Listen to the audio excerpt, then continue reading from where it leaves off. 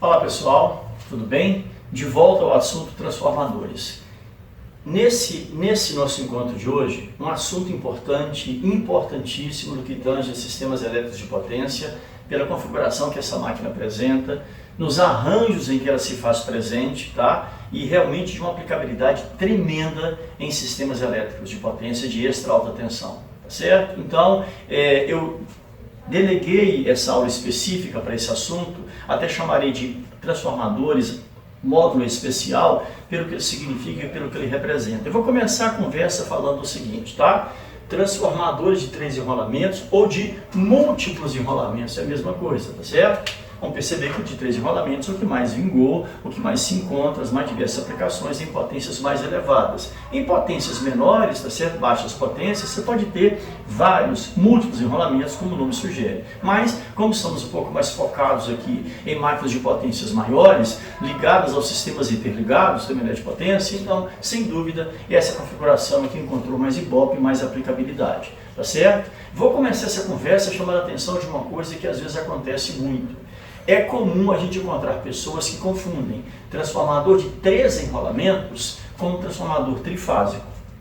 Nada a ver, tá? Absolutamente. O que não quer dizer que eu não posso ter um transformador trifásico que seja de 3 enrolamentos, nenhum problema. Isso acontece, né? Subestações de grande porte a todo instante, tá? Mas um transformador de 3 enrolamentos não quer dizer necessariamente que ele seja trifásico, tá? Ao longo dessa apresentação, eu vou fazer até um pequeno diagrama aqui, onde, no meu modo de ver, sobre a minha perspectiva, talvez o diagrama elétrico proposto é que apresente, quem sabe, essa dúvida, essa confusão, mesmo que a minha justificativa seja um tanto quanto esdrúxula para vocês, me perdoe por isso, é uma tentativa de entender ou buscar entender o porquê dessa dúvida tão grande e tão frequente aí fora, tá certo? Combinado? E para a gente já começar, literalmente, acabando com essa circunstância, cortando literalmente esse problema, apresento para os senhores o nosso velho, bom, natural e referencial transformador monofásico, tá? Tensão de entrada V1, corrente de entrada primária, descendente da bobina, lead length, FEIA 1, tá? N1 inspiras, certo? Bobina secundária e 2 corrente ascendente na bobina secundária. É 2 presente da devida lei de Faraday, com suas N2 espiras e uma tensão V2 fornecida à carga. Olha o que eu coloquei aqui. Naturalmente, você não pode inventar energia, nem sumir com ela. A potência que entra na máquina é a potência que vai ser S1, potência primária, exatamente igual a potência secundária, sem problema, sem nenhum tipo de discussão com relação a esse respeito. Perfeito? Pois muito bem. Uma coisa que eu sempre acho importante é que quando você vai apresentar uma configuração diferente, eu não diria nova, uma configuração diferenciada, eu não diria assim tão mirabolante, tá? É porque isso se fez em função de alguma necessidade.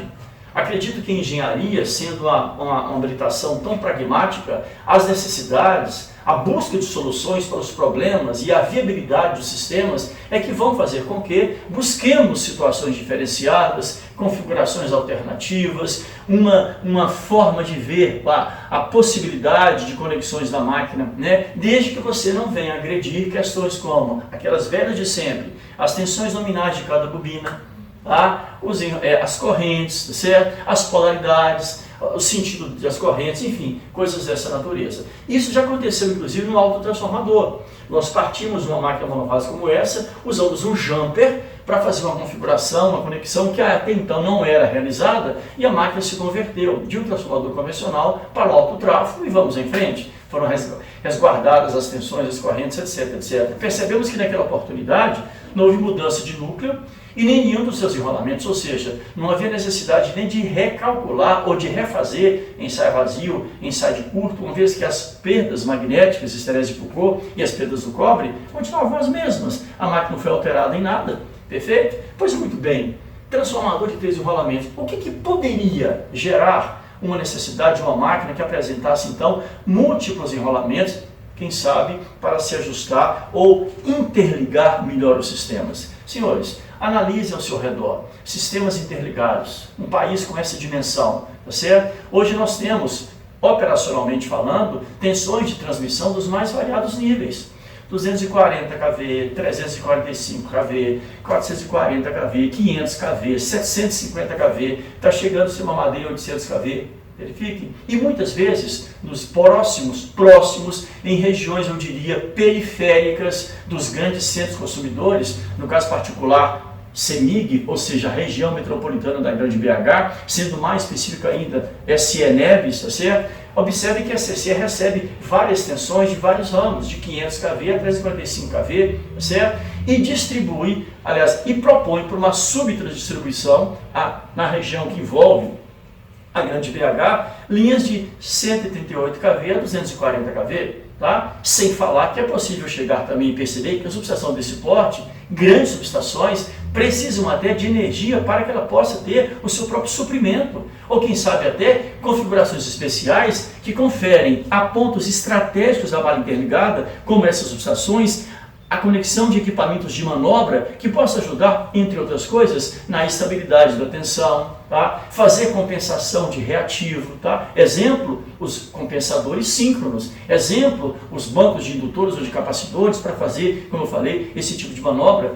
Convenhamos, senhores, tá? Máquinas, equipamentos de grande porte, você não vai conectar numa tomada ou num barramento qualquer. Quem sabe um dispositivo que, entre outras coisas, olha só o que eu vou dizer, case as impedâncias entre o ponto de conexão desse equipamento de potência considerável e a própria malha interligada, e esse casamento se dá de forma suave, sem surtos, tá certo? Sem transientes, sem algo dessa natureza. Então observe, muitas são as justificativas para a busca de um equipamento que pudesse ter nele em si essa, digamos, esse aspecto múltiplo de possibilidades, trabalhar com várias tensões e não apenas com duas, tá? Propiciar principalmente um ponto adequado para ajuste e conexão desses equipamentos ou dispositivos de manobra, tá? Então, diante dessa possibilidade, pensemos na seguinte situação, tá? Vamos voltar ao nosso velho e bom transformador monofásico. Gente, é evidente que uma máquina com essa configuração, ela talvez não seja configurada com esse nível de simplicidade que eu vou tentar te mostrar. É apenas uma tentativa de entender que é possível de uma máquina com essa situação de dois enrolamentos bem caracterizados, primário e secundário, você migrar para a configuração de múltiplos enrolamentos, desde que você não comprometa potências, coisas dessa natureza, você não pode inventar e nem perder. Então, imaginemos o seguinte, cabeça aberta, open mind, tá? Está aqui minha configuração convencional, um transformador monofásico típico, que nos acompanhado aqui nesses nossos encontros há vários vídeos atrás, há várias videoaulas atrás, tá certo? Pois muito bem, imagine que eu estou aqui na minha mão com um alicate de bico, tá certo? E chegue, por exemplo, nessa espira aqui e faça uma conexão e faça uma, seccione aquela espira. Ao fazer isso, então, o que eu vejo? Duas novas pontas se mostram disponíveis aqui. Duas novas pontas vão surgir, tá certo? Então, diante disso, permita-me o seguinte, eu venho aqui, ó, já que surgiram essas novas duas pontas, já que eu seccionei uma dessas espiras, olha o que eu vou dizer, eu acabei interrompendo o que era a bobina única que constituía o nosso secundário de origem, tá? E ao fazer isso, eu dividi aquela única bobina em duas bobinas, tá? E que podem ter vindo, inclusive, bem distintas e separadas, estanques e totalmente independentes, principalmente quando eu admito essa possibilidade, ó. Eu começo então a recolher tensão dessa ponta aqui do enrolamento. Observe que agora eu vou ter uma nova tensão V2, naturalmente menor do que a que eu tinha anteriormente, que eu estou pegando menos espiras, tá certo? Uma nova fenha 2, e aí eu percebo uma coisa, eu não tenho mais, usando desse artifício, propondo essa ideia, implementando essa sugestão, eu não tenho mais, na nova bobina secundária, os valores de parâmetros elétricos como resistência, reatância e impedância da bobina secundária que eu tinha anteriormente, porque, é claro, eu reduzi as dimensões desse enrolamento, eu reduzi o número de espiras, então reduzi indutância, logo reduzi reatância de dispersão, eu reduzi indutância, eu reduzi o comprimento do cabo que constitui aquele enrolamento, lógico, eu alterei a resistência elétrica dele, e convenhamos, alterando a resistência eu vou alterar também a impedância, certo? Alterando a reatância, eu vou alterar também a impedância. Então, sendo assim, esse novo secundário, entre aspas, vai apresentar uma nova tensão e um novo nível de corrente. Então, essa conta aqui, ela não pode ser mais levada em consideração. Então, da maneira como essa máquina se encontra, eu não posso dizer que S é igual a S2, mas são valores de potência diferentes. Mesmo porque, e agora, olha só, usando o artifício de um outro pincel, olha bem, essa outra ponta que sobrou daquela secção vai constituir um outro enrolamento, tá? Que teoricamente passaria a ter vida própria, com a polaridade também subtrativa em relação ao primário que o anterior. Afinal de contas, eu seccionei, foi o secundário original, tá? E a ideia é que agora você tenha com o mesmo nível de fluxo vindo do primário, tá? Que ele também interaja com essas espiras e vai interagir, por que não? Já fazia isso anteriormente, só que agora seccionando, eu disponibilizaria aqui uma tensão que eu vou chamar de V3, tá? Fruto, é claro, de uma eventual V induzida no número de espiras que restou a esse enrolamento seccionado e, se vocês me permitirem, eu diria então que esse novo enrolamento apresentaria um número N3 de espiras. E que quando energizado, e quando energizando uma carga qualquer, uma corrente 3 circularia nesse sentido, tão ascendente no que sobrou, ou do que restou da bobina seccionada, como o I2 surgiu. Qual a consequência disso? Aparecerá um novo enrolamento e nele uma nova tensão, uma nova corrente, constituindo em si um novo nível de potência. E convenhamos, né, gente? Como na natureza nada se cria, nada se perde, tudo se converte, é evidente que se essa conta não pode ser feita mais, porque agora surgiu um enrolamento S3, essa aqui evidentemente é correta e inquestionável, porque você não pode inventar potência, você não pode sumir com potência, você converte. Então, a partir de agora, o que eu tenho? Que a potência primária passa a ser quem? Não apenas a potência secundária, porque o antigo secundário foi alterado, mas como surgiu em função desse seccionamento, né, ou dessa secção do enrolamento anterior, um outro enrolamento resultante, né, com as espiras restantes, com o comprimento de cabo restante, uma nova FEM, uma nova tensão, uma nova corrente. Olha lá, um enrolamento com a potência S3. E a esse enrolamento chamaríamos então de terciário.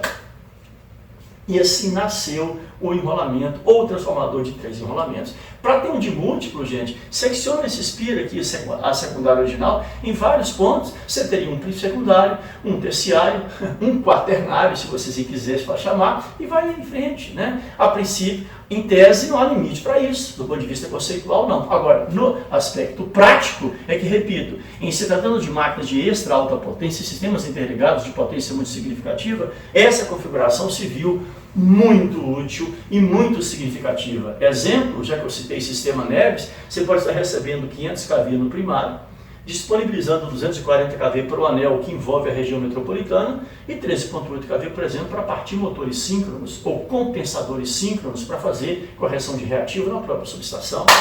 Isso no ramo, porque hoje você pode estar recebendo 345 kV no primário, disponibilizando 138 kV para o resto do anel da região metropolitana e 13,8 para alimentar a própria subestação, porque aquilo é uma cidade, tá? Tem uma demanda de uma pequena cidade, né? Vários outros equipamentos que têm que ser energizados também, equipamentos de controle, de proteção e de manobra, tá? Então olha a aplicabilidade de uma máquina dessa. No único equipamento você consegue configurar 3 níveis de tensões diferentes. E como as relações de transformação N1, N2, N1, N3, N2, N3 propiciam o velho e necessário e importante e decisivo casamento de impedância, significa o quê? Que as conexões aqui se dão de uma maneira tal que você estará sempre garantindo entre os respectivos enrolamentos o que que nós chamamos de máxima transferência de potência.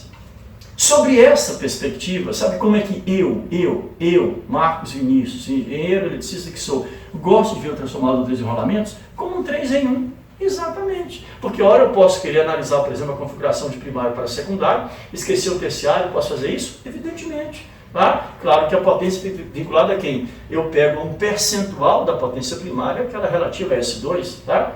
Por outro lado, eu quero analisar primário para terciário, esqueço o secundário anteriormente, posso? Sem a menor dúvida. S1 seria S3, claro, com um percentual de S1, e assim, a mesma coisa entre S2 e S3, esquecendo basicamente o primário.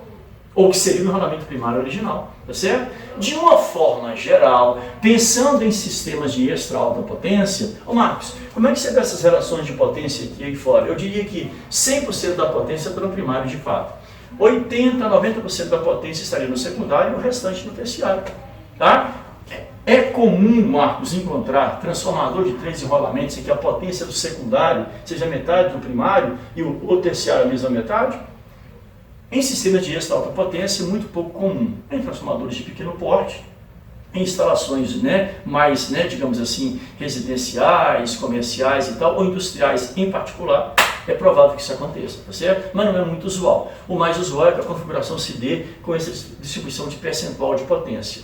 80% a 90% da potência primária se reflete aqui no secundário e o resto sobre o enrolamento terciário da máquina. Tá legal? E o que seria esse 3 em 1 a qual você se referiu? E aquele que você disse, aquele circuito que poderia, em tese, propiciar algum tipo de confusão entre essa máquina, entendendo-a como se fosse uma máquina trifásica. Eu acredito, gente, que essa metodologia ou essa abordagem joga por terra completamente essa possibilidade. O que é de transformador trifásico?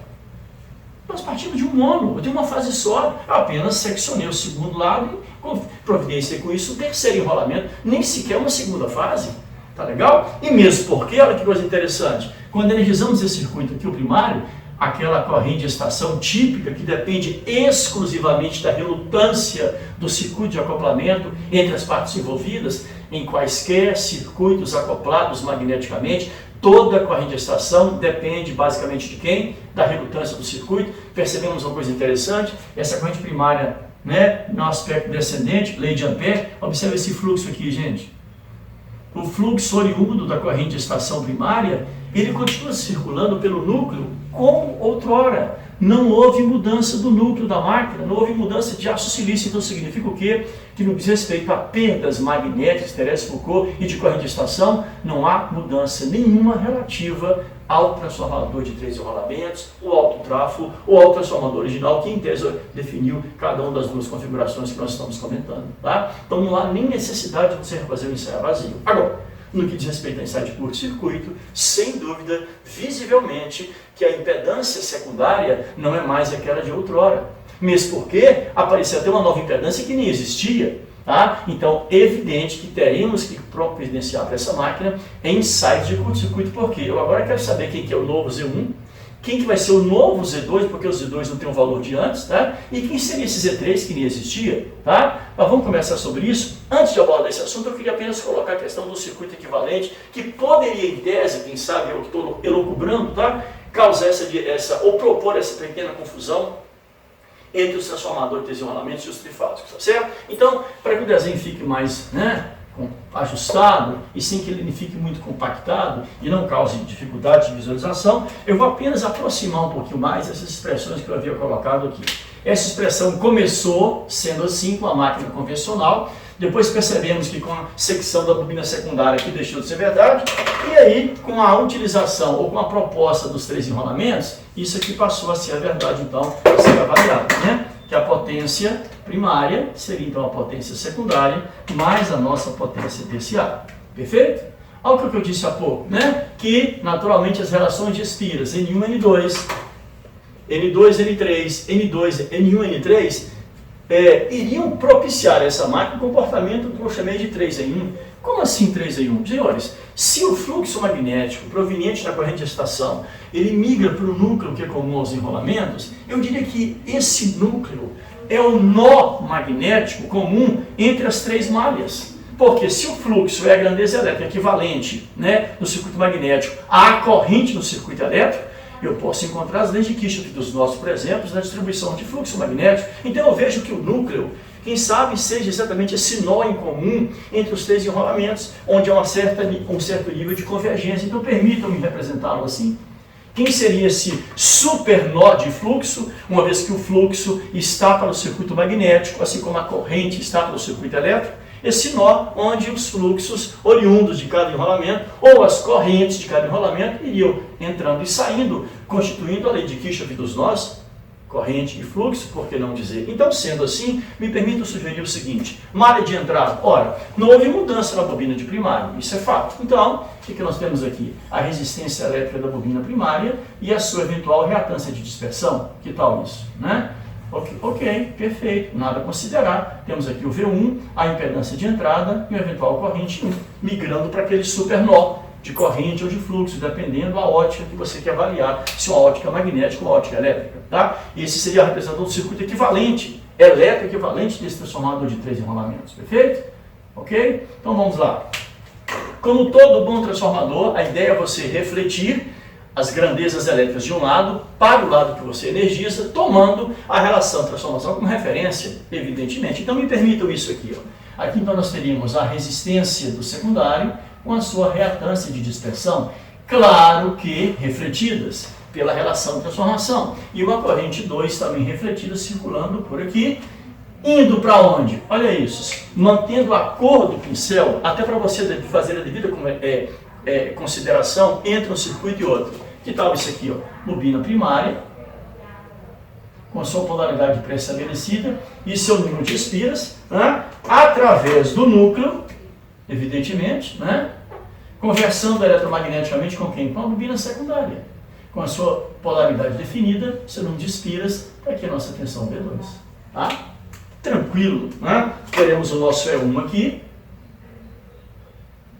e o nosso E2 do lado de cá, tá certo? E, evidentemente, fechando o circuito de corrente.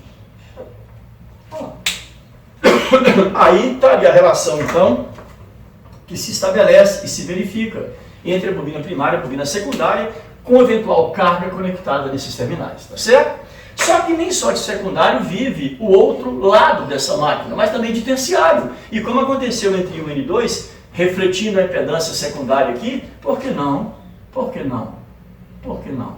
Uma resistência terciária e uma reatância terciária, com uma corrente terciária nesse sentido. E claro, isso aqui caminhando para onde? Para as espias primárias, com sua polaridade pré-estabelecida, tá certo?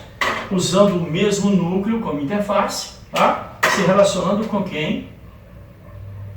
Com as N3 espiras terciárias, com sua relação de transformação também pré-estabelecida, uma tensão V3 de saída e uma FEM E3, nessa posição aqui. Tá? E, naturalmente, circuito fechado dessa natureza. Tá legal? Você quer fazer uma análise entre primário e secundário com a carga conectada aqui? Perfeito, a corrente vem, circula pelo nó, se acopla magneticamente à carga e retorna à fonte.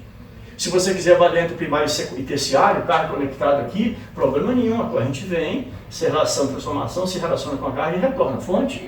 Quer fazer uma análise secundário e terciário? Sugestão, energiza o secundário e coloca a carga no terciário, a corrente vem, se acopla, se relaciona, né, e retorna. Perfeito. Gente, problema nenhum, tá?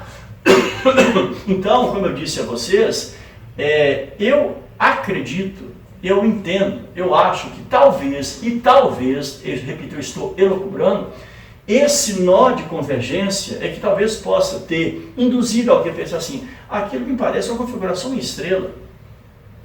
Pode ser uma completa viagem que eu estou apresentando para vocês aqui, tá? Uma coisa totalmente surreal, tá? Mas eu já ouvi de algumas pessoas essa colocação, por isso que eu estou dizendo isso, tá? Não é uma estrela, é um ponto de convergência, tem uma fase só, tá? E é evidente, gente, que nesse supernó magnético, se você preferir, buscando equivalente elétrico, claro que eu posso falar isso aqui, ó, que a corrente 1 é quem? É a soma das correntes secundária e terciária, evidente que sim. Ó. Claro, gente, claro, resguardadas as devidas relações de transformação, porque tudo aí está refletido. Tá? Só pode ser por causa disso. Tá legal? Então, o que fazer, por exemplo, para você chegar nas impedâncias equivalentes desta máquina? Já que é um 3 em 1, N1 para N2, N1 para N3, N2 para N3, eu te proponho fazer o quê? 3 ensaios de curto-circuito. Isso que você ouviu, 3 ensaios de curto-circuito. Por quê? É no ensaio de curto-circuito que você encontra, aliás, como um dos seus principais objetivos, as impedâncias dos enrolamentos envolvidos. Por exemplo, olha isso aqui, tá? Eu vou manter, inclusive, as cores do pincel, vai dar um pouquinho de trabalho, mas isso não vai ser problema nenhum para a gente. Vamos supor que eu deixasse o secundário totalmente desligado, em aberto, tá? E trabalhasse com primário e secundário. Tá? Eu vou energizar o primário e deixar o secundário em curto-circuito. Um típico ensaio de curto. Energiza o lado de alta, curto-circuito o lado de baixa tensão. Tá? Coloca um perímetro aqui, apropriado à corrente nominal dessa malha, energiza o circuito. Quando eu tiver corrente nominal, eu meço a tensão de impedância e principalmente meço a potência dissipada. Tá? Perfeito? É o secundário. E o terciário? Se o terciário está aberto, não tem corrente, não é nem visível a fonte, nem fará parte do processo. Senhores, o que eu vou encontrar num ensaio como esse, entre primário e secundário, numa relação entre o voltímetro vinculado ao primário e o amperímetro vinculado ao secundário? Tá? Ô Marcos, você podia representar o diagrama elétrico dessa ligação que você está propondo? Agora, ensaio em curto, em curto-circuito, entre primário barra secundário.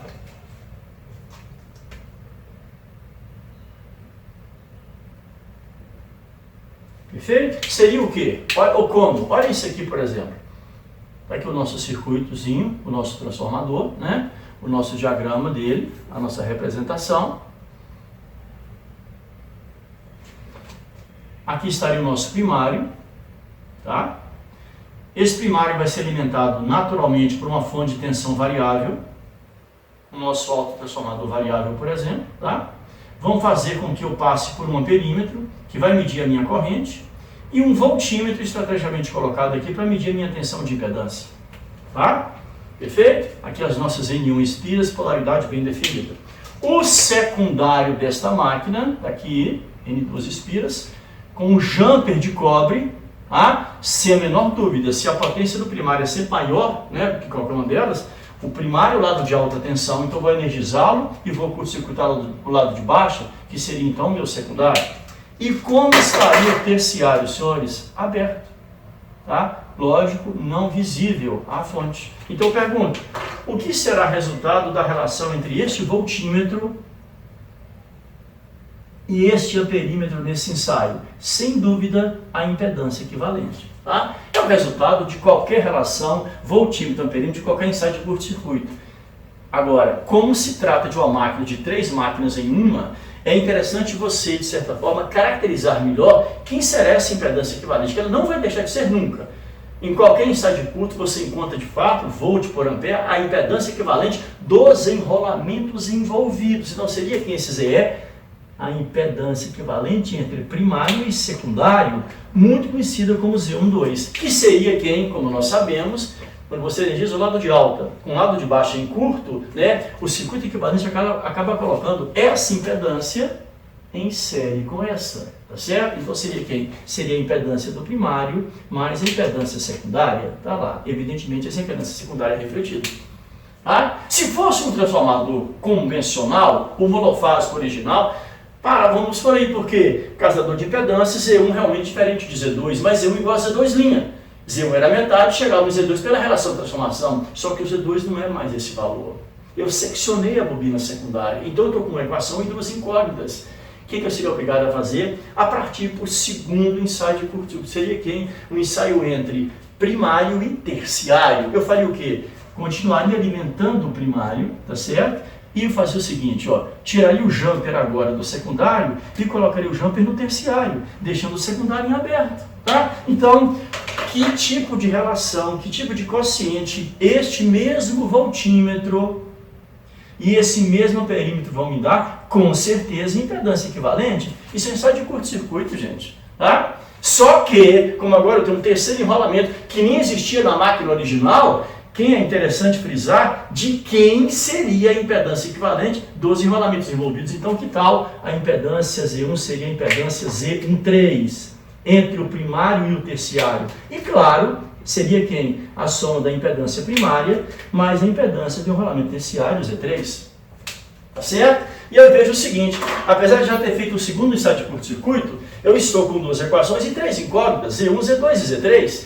É exatamente por causa disso que eu faria um terceiro ensaio de curto. O que eu faria? Eu agora simplesmente desconectaria toda essa malha primária, deixaria o primário aberto, tá? E energizaria o terciário. Não é porque tem o segundo, não é porque terciário, energizaria o secundário, perdão. Energizaria o secundário. Não é porque o secundário é o segundo enrolamento, não. É porque, via de regra, o secundário tem uma tensão maior que o terciário, tá certo? Eu diria, na pior das hipóteses, iguais. Tá? Geralmente maior que o terciário. Então, todo ensaio de curto preconiza o quê? Energiza o lado de alta tensão e curto-circuito de baixo. Então, eu tiraria essa alimentação aqui, colocaria o varivolt aqui, um amperímetro e um voltímetro. E chegaria numa outra relação de quem? De tensão por corrente, que me daria quem? Uma outra impedância equivalente, como sempre, como todo ensaio de curto-circuito, mas que seria quem? A impedância equivalente entre secundário e terciário. Perfeito? Z23. Agora sim, 3 equações e 3 incógnitas. Meu amigo, agora você pode então ficar à vontade para chegar no que você de fato deseja. Como todo ensaio de curto, você calcula a impedância equivalente, etc. Mas não é do que você quer. Você quer as impedâncias separadas dos enrolamentos envolvidos. Eu quero o Z1. eu quero o Z2, eu quero o Z3. Fique completamente à vontade para trabalhar como você desejar. Vou fazer de uma e vou extrapolar para as outras, porque realmente seria um atentado à sua inteligência repetir um raciocínio desse. Tá? Então vamos lá? Vamos chamar essa equação, por exemplo, de equação número 1. E quem sabe essa aqui é a equação de número 2? Naturalmente essa seria a equação número 3. Tá? Então o que eu vou te propor? Eu quero somar membro a membro, fazer uma soma entre a equação 1 e a equação 2. É o que eu proponho fazer, tá? Eu quero fazer uma soma, então, entre essas duas equações. A equação número 1, quero somar a equação número 2. Ou seja, eu quero somar Z12 mais Z13, literalmente. Eu quero somar Z12 com Z13, tá? Então, olha bem, quero somar Z12 com Z13. Quero fazer essa soma, tá? Por que eu estou propondo essa soma assim? Porque o Z13 é uma grandeza formada, né, por essas duas outras. Assim como o Z13 também é, tá? Então, se eu pretendo somar a equação 1 com a equação 2, Z12 mais Z13, por que então não somar membro a membro? Por que então não fazer uma soma membro a membro entre essas duas equações? Porque é uma coisa interessante. Se eu somar Z12 mais Z13, Z12. Se eu somar a Z13, o que nós teremos então? Teremos Z1 mais Z1, 2Z1, mais o Z2, mais o Z3. Perfeito? E aí, observador que eu sei que você é, Z2 mais Z3 já me dá exatamente o Z23, olha só. Tá? Z2 mais Z3 já me dá o Z23, que seria essa impedância ZE. Ou seja, eu posso afirmar então que eu vou ter Z12 mais Z13 igual a quem? Igual a 2Z1 mais Z23.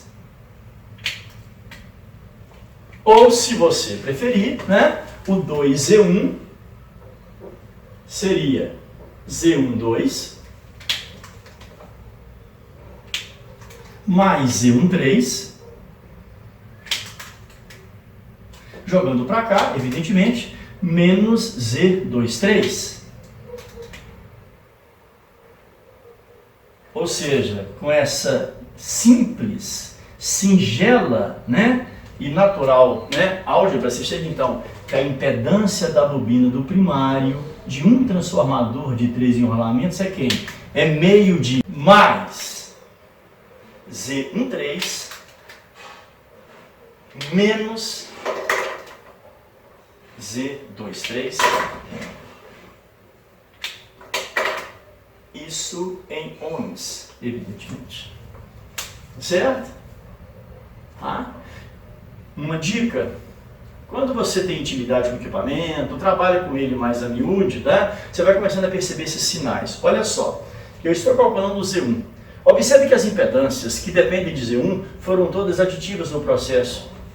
Ao passo que a única nessa relação que não tem o Z1 como elemento de referência, ela entrou subtrativa. Então eu vou deixar para você checar para mim, né? Nessa perspectiva, então pode-se afirmar que o Z2 vale quem? Vamos lá. Quais as impedâncias que dependem do Z2? Z12 mais Z23. E qual a única impedância cuja o Z2 não participa?